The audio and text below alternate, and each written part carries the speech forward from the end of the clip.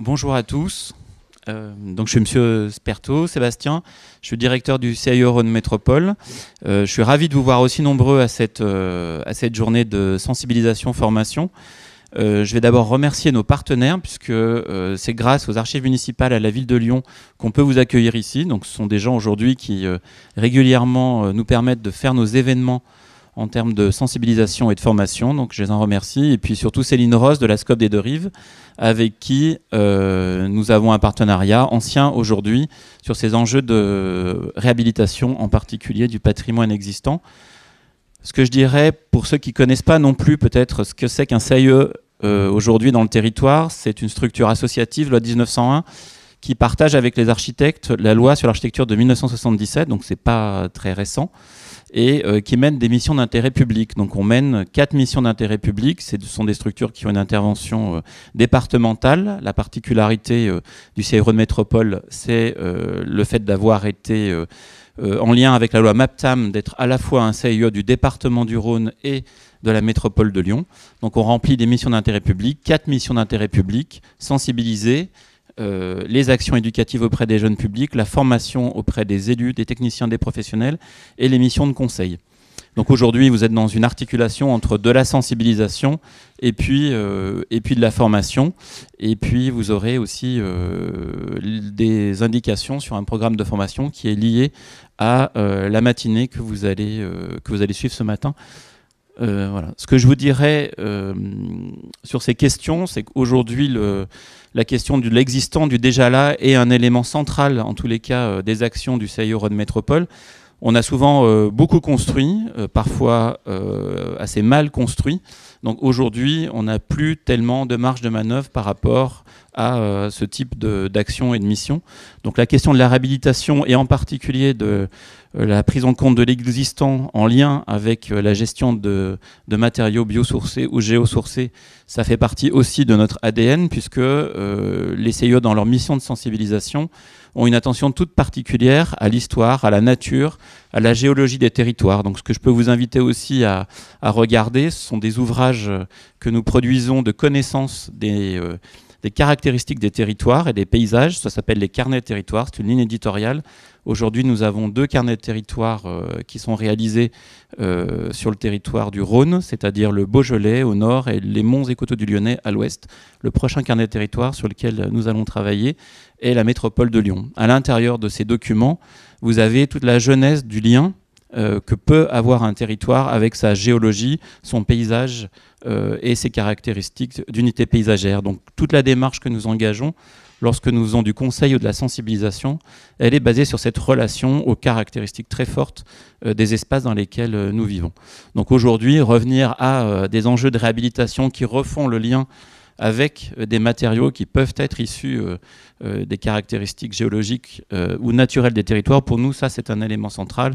Et quand je parlais de mieux construire aujourd'hui, par rapport à l'artificialisation qu'on peut voir peut-être encore dans certains actes de construction, et surtout l'industrialisation, parce que nous, c'est ce que nous rencontrons aussi de manière le plus courante, c'est la manière dont l'acte de construire s'est transformé en une véritable industrie, et une industrie en particulier qui s'est complètement détachée des caractéristiques historiques des territoires. Donc là, je suis très content qu'aujourd'hui, vous ayez des intervenants qui puissent venir échanger avec vous sur comment on retrouve ce lien entre l'acte de réhabiliter et les caractéristiques naturelles ou historiques des territoires. Voilà.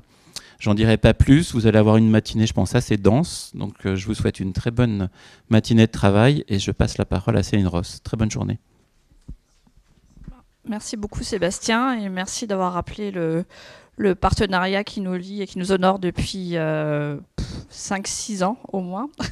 Et on est très heureux aussi à la SCOP Les Deux-Rives de pouvoir vous proposer cette journée qu'on fomente depuis près de 3 ans aussi.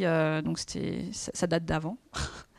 D'avant Covid. Et c'est une des premières grandes manifestations aussi qu'on a l'honneur d'organiser depuis toute cette période. Alors juste rapidement, quelques mots sur la SCOP Les Deux-Rives.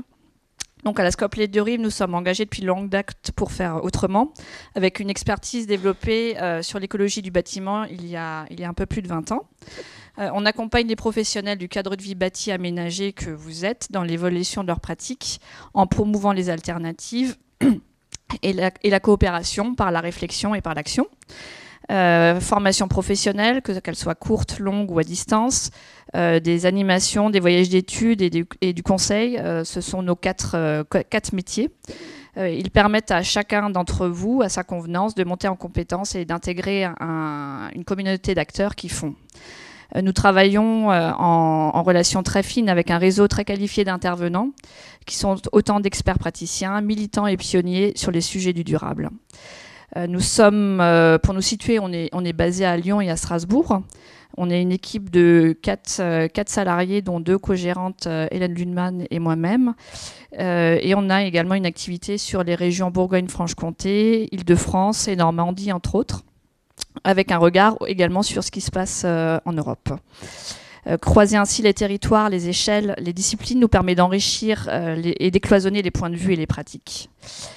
Faire ensemble et autrement, concrètement, ça s'incarne également avec notre activité phare, qui est la formation longue et certifiante développement durable et qualité environnementale, DDQE, que certains d'entre vous dans la salle connaissent bien pour s'y être engagés, avec plus de 1700 professionnels qui ont fait cette formation depuis 2003.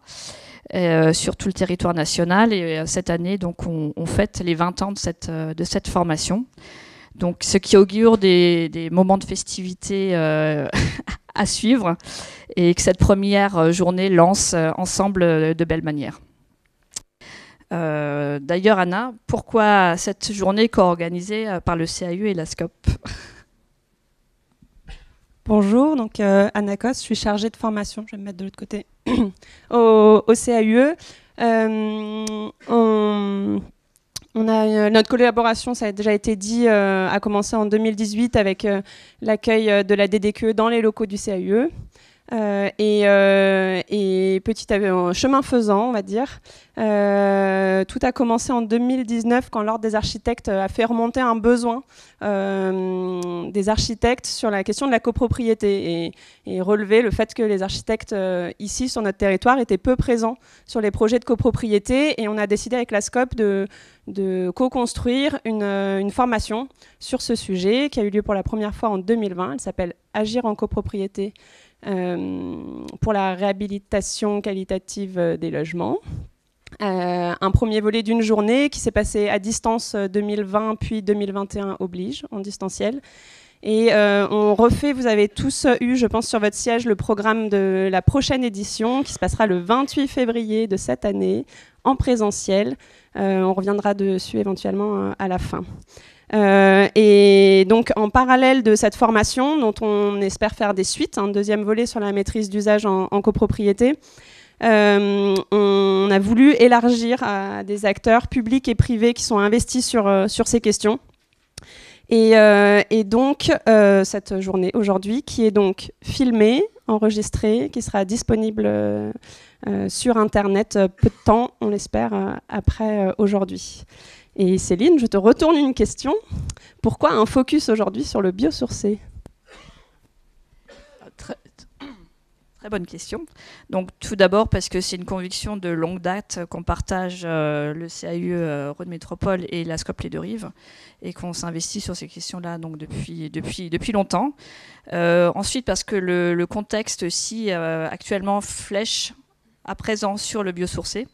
Que ce soit les nouvelles exigences de la réglementation environnementale 2020, que ce soit le contexte bas carbone, que ce soit aussi certaines chartes locales.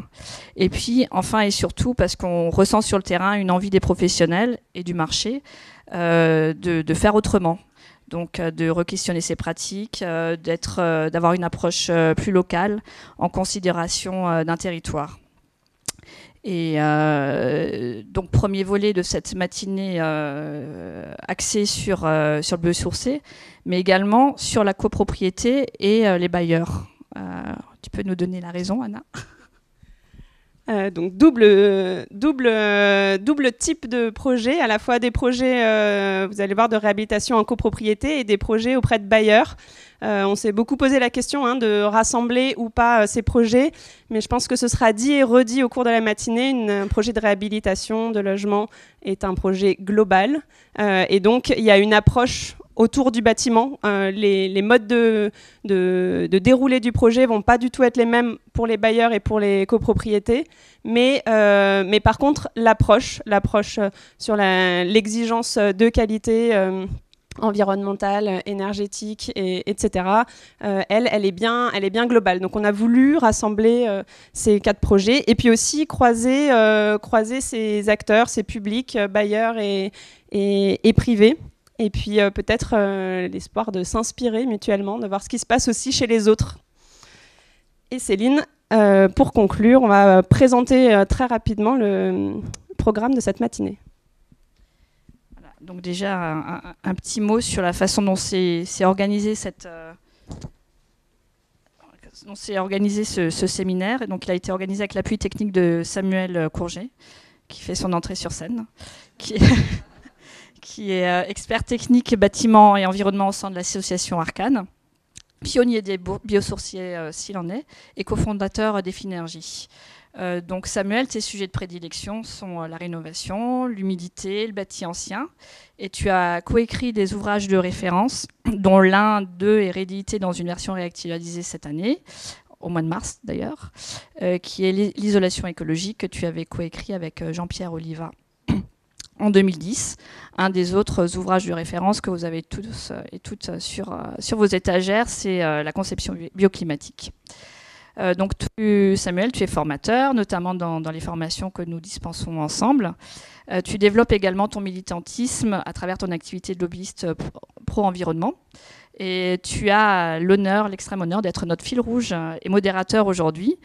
Voici rapidement comment va se dérouler cette matinée.